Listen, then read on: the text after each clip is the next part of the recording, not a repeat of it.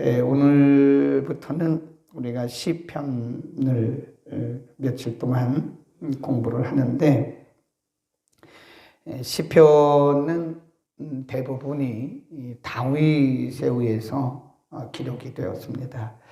그 시라고 말하지만 사실 시라기보다는 그의 고백이고 그의 신앙 간증이다.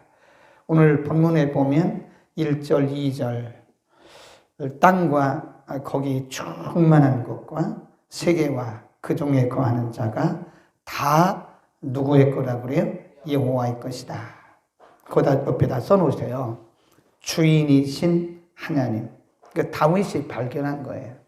주인이신 하나님을 발견했고, 2절에 보면 여호와께서 그 터를 바다 위에 세우시며 강들 위에 건설하셨다. 이것은 창조주 하나님. 하나님께서 창조하셨다. 그 다음에 7절로 가면 문도라. 너희 머리를 들지어다. 머리, 이것은 다 모든 인간을 다 얘기하는 거죠.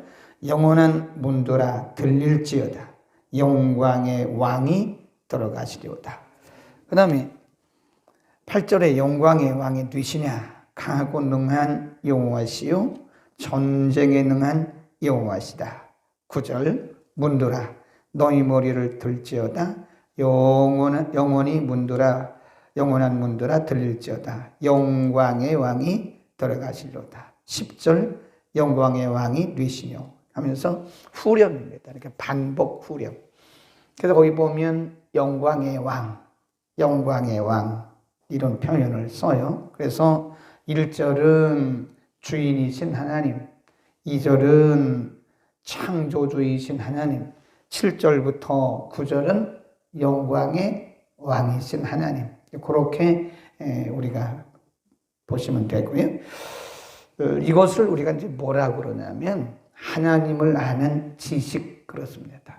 근데 이 다윗이 하나님을 아는 지식을 고백적으로 표현한 거예요. 이게 다윗이 오늘날처럼 어디서 공부를 했나, 무슨 엄밀히 제가 지금 엄밀히 말해서 표현한 주인이신 하나님, 또 창조주이신 하나님, 영광의 왕이신 하나님, 이것은 오늘날로 말하면 조직신학적인 표현이에요.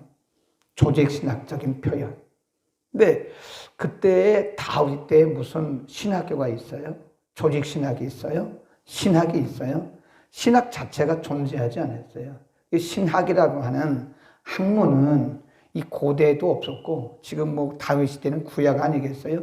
구약 시대도 없었고, 신약에 와서 고대에도 뭐 철학 이런 것들은, 수사학 이런 학문들은 존재를 했지만 신학이라고 하는 명문화된 학문은 없었다는 거예요.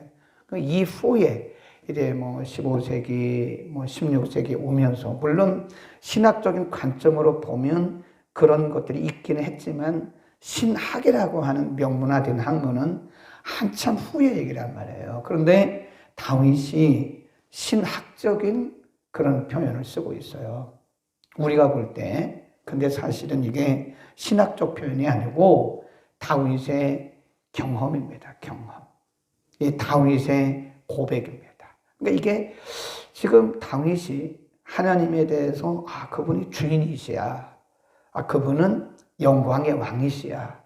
또 그분은 창조주시야. 이거 누구한테 배운 거 아니에요. 굉장히 중요한 말씀이에요, 이게. 어디서 책을 보고 배운 것도 아니고, 또 글을 통해서 배운 것도 아니고, 그 학문을 한 것도 아니고, 이게 뭐냐? 삶을 통해서, 자기의 삶을 통해서 얻어진, 경험되어진 하나님이 아는 지식이다. 그래서 경험을 통해서 얻어진 지식, 그렇게 써놓으세요. 하나님에 대한 지식을 그가 많이 알고 있었는데, 그것은 배워서 안 것이 아니다. 또 책에서 얻은 것도 아니다.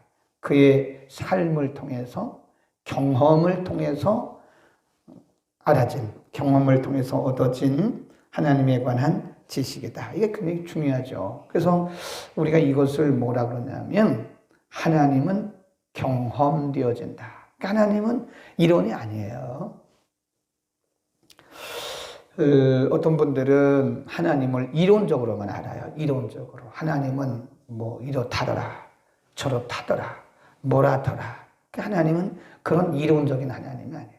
만일 우리가 하나님을 이론적으로만 알고 있다면 그건 종교인입니다. 종교인. 우리 하나님을 경험해야 돼요. 날마다 하나님을 경험하는 거예요. 아멘. 우리가 성경을 통해서 하나님을 배워요. 그리고 우리의 삶을 통해서 경험한다. 그래서 써놓으세요. 얼마나 이게 중요한 얘기인지 몰라요. 성경을 통하여 하나님을 배우고 우리의 삶을 통하여 하나님을 경험한다.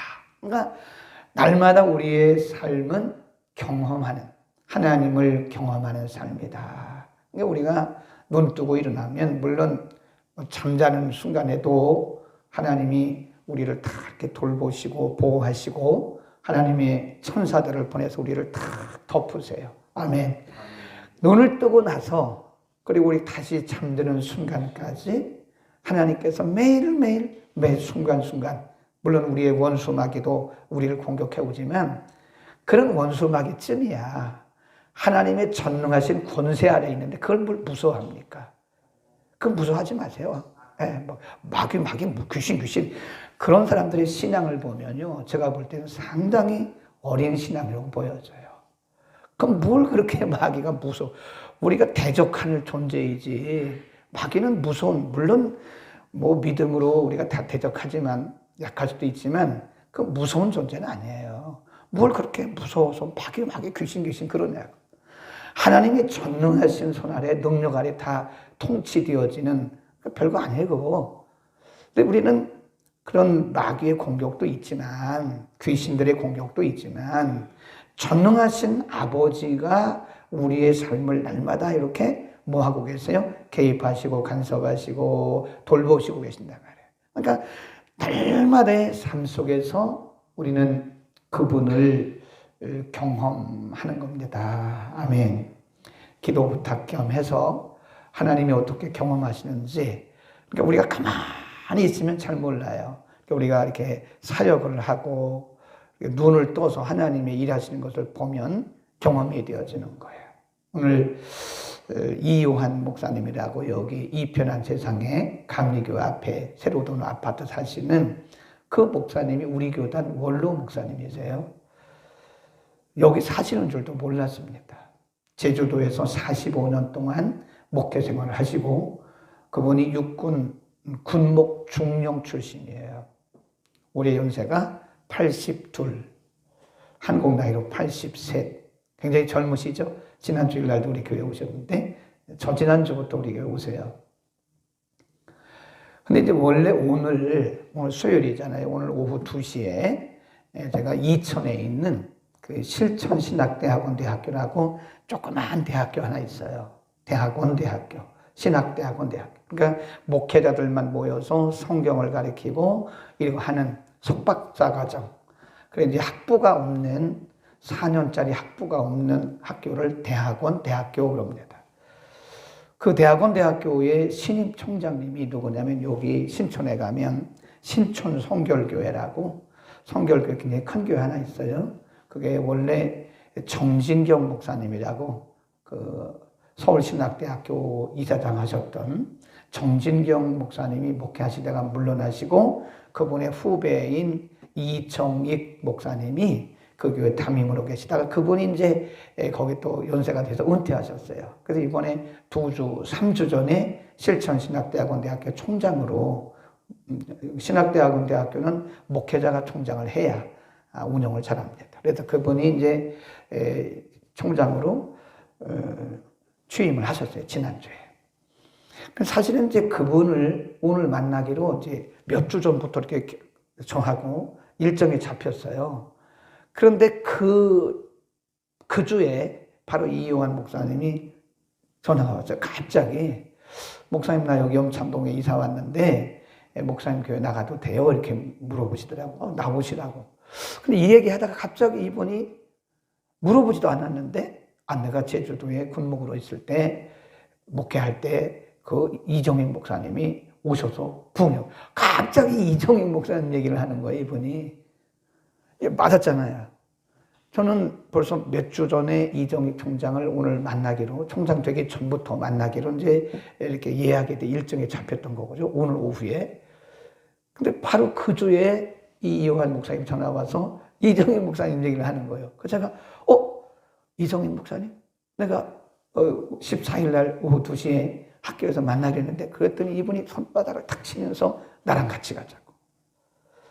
그분을 만나는 이유가 제가 괜히 만나는 게 아니라 놀러 가는 게 아니에요. 중요한 사역을 가지고 그분과 협업을 할 일이 있어요. 그분도 저의 도움을 받아야 되고 저도 그분의 도움을 받아야 할 일이 있어요. 근데 그걸 누가 중재를 하면 제일 좋으냐면, 사실 이렇게 우리끼리 가면 이게 일이 성사가 안 될 가능성이 커요. 근데 이요한 목사님 오늘 같이 가신다잖아요. 그래서 오늘 11시에 여기 강력교 앞에서 만나서 그 목사님 같이 친히 동행하신다고. 한참 후배예요. 군목 후배. 교단 후배이기도 하고 군목 후배니까 가서 이제 이정익 목사님 만나면 이요한 목사님이 이제 저를 대변해서, 그분이 저를 굉장히 좋아하세요. 우리 교단 원로 목사님 저를 다 좋아하십니다.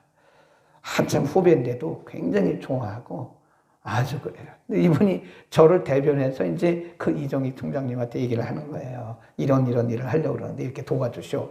그러면 제가 한 번, 100번 얘기하는 것보다 그 이요한 목사님이 한 번 얘기하는 게 훨씬 더 뭐가 돼요? 설득력이 있는 거다.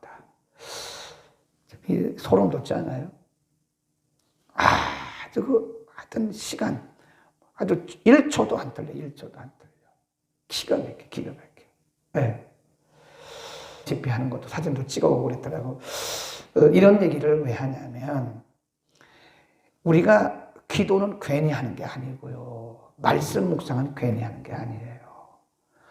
하나님이 매일매일 매 순간마다 우리의 삶 속에 개입하시고 간섭하시면서 그분이 일하시는 거예요. 그러니까 하나님을 머리로 알려고 하지 말라고요. 하나님은 성경을 통해서 우리가 하나님을 배우고 그 다음 우리의 삶을 통해서 그 하나님을 경험하시는 거예요. 날마다 경험되어지는 거예요. 다윗의 고백이 어서 배워서 한 고백이 아니에요. 자기의 삶을 통해서. 그러니까 무슨 일이 잘 될 때만 하나님이 개입하시는 게 아니에요. 어려울 때도 하나님이 어떻게 개입하시는가. 왜 나만 어려움을 당하고 왜 나만 어렵냐, 이런 얘기 하지 말라고요. 왜 나만 고통이냐, 그런 얘기 하지 말라고요. 고통의 순간에도, 어려움의 순간에도, 근심의 순간에도 하나님이 개입하시고 간섭하시면서 하나님이 우리와 함께 하신다는 그 증거들을 우리에게 보여주시는 거예요. 아멘. 그래서 하나님은 우리의 삶을 통해서 경험되어지는 거다. 아멘. 써놓으셨죠? 집에 계신 분도 성경을 통해서 하나님을 배우고 삶을 통하여 경험한다. 괄호하고 김덕겸 목사 이렇게 써놓으세요. 제가 한 얘기예요. 어디 신학책에 나오는 게 아니에요. 다윗처럼 저도 성경을 통해서 배웠고 또 삶을 통해서 경험한 거를 여러분에게 얘기하는 겁니다. 그 다음에 3절에 보면 여호와의 산에 오를 자가 누구냐? 그 거룩한 곳, 그 줄거놓으세요. 이게 뭐냐면 임재, 하나님의 presence of God, 하나님의 임재를 의미하는 거예요. 누가 하나님의 임재 앞에 나갈 수 있느냐? 그 하나님이 누구예요? 주인 되시는 하나님, 또 창조주 되시는 하나님, 또 영광의 왕이신 하나님. 그 영광의 왕이신 그 임재 앞에 누가 나갈 수 있느냐? 그 얘기입니다. 산이라고 하는 것은 일반 산, 마운틴을 얘기하는 게 아니에요. 그것은 바로 하나님의 임재입니다. 누가 나갈 수 있느냐? 4절 시작. 곧 손이 깨끗하며 마음이 청결하며 뜻을 허탄한 데 두지 아니하며 거짓 맹세치 아니하는 자로다. 누가 이 영광의 하나님 앞에, 영광의 왕 그분 앞에, 그분의 임재 앞에 나갈 수 있느냐? 손이 깨끗하다. 손, 거기다 줄거놓으세요. 손. 이건 행위를 얘기합니다. 행위가 깨끗하며 그 말이에요. 손이 깨끗하며 이 말은 행동, 우리의 행위가 정직하며, 마음이 청결하며 그 말은 마음이 깨끗하며 진실하며 그 말이에요. 뜻을 나타난 데 두지 아니하고 거짓 맹세치 아니하다. 이 말도 정직하고 진실하다. 그러니까 여러분, 우리가 뭐 하나님에 대한 지식을 아무리 많이 알아도 우리의 삶이 깨끗하지 못하면 하나님의 거룩한 임재를 못 느껴요. 제가 그랬어요. 다는 아닌데 대부분의 크리스찬들이 그렇습니다 라고 말했어요. 다는 아니죠. 그러나 대부분의 크리스찬들은 깨끗해요. 삶이 젠틀한 거예요. 물론 그렇지 않은 크리스찬들도 있습니다. 그렇지 않은 크리스찬들은 제가 볼 때는 말씀 중심의 크리스찬이 아니죠. 어쩌면 거듭나지 않았을 수도 있어요. 진짜 거듭난 크리스찬들은 그렇게 젠틀하고 아주 깨끗합니다. 네. 그분의 입에서 나온 얘기예요. 역시 크리스찬들은 깨끗하다고 그러더라고요. 맞다고 제가 그랬어요. 삶이 깨끗해야 됩니다. 손이 깨끗하다 그 말은 우리의 삶이 깨끗해요. 우리의 삶이 깨끗하고 마음이 정직해야 돼요. 마음에 두 마음을 품고 거짓된 마음을 품고 사람이 이중적인 마음을 품고 그러면 하나님의 임재 앞에 못 나가요. 그분은 영광의 왕이시기 때문에 그분은 거룩한 분이시기 때문에 거룩한 영광의 왕 앞에 우리가 두 마음을 품고 있으면 안 됩니다. 여러분, 두 마음을 품는 것은 하나님 앞에 합당하지 않아요. 겉으로는 이러면서 뒤로는 저는 뭐 많은 사람들을 만나보지는 못했지만 그런 분을 한두 분 알아요. 그 전에 제가 어려서 목회를 시작했는데 그 어린 나이에 목회 생활을 하는데 정말 힘들게 했던 한두 분을 알아요. 굉장히 이중적이라는 걸 알았어요. 그때. 그래서 그분들을 위해서 많이 기도했는데 아주 옛날이에요. 사람들이 변화됩니다. 기도하니까. 그러니까 앞에서 하는 행동과 뒤에서 하는 행동이 달라요. 여러분, 그러면 안 됩니다. 절대로 그런 분들은 하나님의 임재를 경험할 수가 없어요. 사람이 항상 한결 같아야 돼요. 한결 같아요. 앞에서는 막 이러고 뒤에 가서는 또 엉뚱한 소리 하고 뒤통수 치고 그러면요. 크리스찬이 그러면요. 우리의 기도도 그게 헛된 기도가 될 수 있어요. 거짓된 기도 될 수 있고요. 또 하나님이 우리의 속을 다 아시잖아요. 우리의 뜻을 다 아시잖아요. 우리의 중심을 다 아시는데 우리가 겉과 속이 이렇게 같아야지. 이중적인 그런 인격, 이중적인 생각 가지면 하나님은 기뻐하지 않으세요. 오늘 4절이 그런 말씀입니다. 우리가 하나님의 임재 앞에, 거룩한 임재 앞에 우리가 완벽할 수는 없지만 우리가 다윗처럼 이렇게 행동이 아주 젠틀하고 깨끗하고 또 마음과 생각과 뜻이 이 하나님 중심적이며 그리고 올곧아야 돼. 올곧아야 됩니다. 이중적이지 않고. 아멘. 오늘 우리가 하나님을 만나는 그리고 우리의 삶을 통해서 하나님을 경험하는 하루가 되기를 바랍니다. 우리가 성경을 통해서 새벽에 이렇게 말씀을 통해서 성경을 통해서 하나님을 배웠고 또 하나님에 대해서 이야기를 들었는데 그것이 그냥 이야기로 끝나면 안 돼요. 우리의 삶 속에서 그분이 어떻게 내 삶 속에 그리고 저처럼 기도할 때 잘 귀를 기울이세요. 하나님이 저는 이제 하나님 어떤 마음에 감동을 주시면요 바로 액션을 취해요. 그래서 어떤 분은 저분은 왜 저렇게 자기 마음대로 하냐 그렇게 말을 하죠. 그런 오해도 많이 받았어요. 목사님이 왜 상의도 안 하고 막 그럴 때는 상의할 필요가 없어요. 왜 혼자 그렇게 잘하냐고. 아니 성령이 감동 주시면 언제 사도 바울이 언제 상의하고 했어요? 네, 성령이 감동 주면 바로 액션 취하는 거지. 그래서 우리가 기도할 때도 계속 하나님과 이렇게 교통하는 거예요. 하나님이 내게 무슨 말씀하신가를 잘 들어야 돼. 그리고 그걸 분별을 잘해야 돼요. 왜냐하면 때로는 내 생각도 있어요. 네, 때로는 내 생각을 하나님의 생각으로 오해할 수도 있어요. 또 사탄이 주는 생각을 잘못하면 오해할 수도 있으니까 잘 분별해서 하나님이 주신 생각들은 바로 액션을 취하세요. 그러면 하나님이 우리가 적시적시 순종하는 거에 대해서 열매를 맺게 하실 줄로 믿습니다.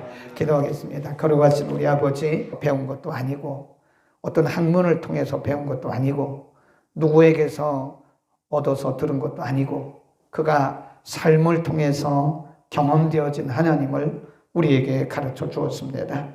우리의 삶 속에도 다윗의 삶처럼 여전히 함께 하시고 개입하시고 간섭하시는 아버지요, 오늘 우리가 하나님을 이론적으로만 논리적으로만 아는 것이 아니라 우리의 삶 속에서 매우 세밀하게 간섭하시고 일하시는 하나님을 경험하고 우리의 삶이 날마다 고백이요 간증이 되게 하여 주옵소서.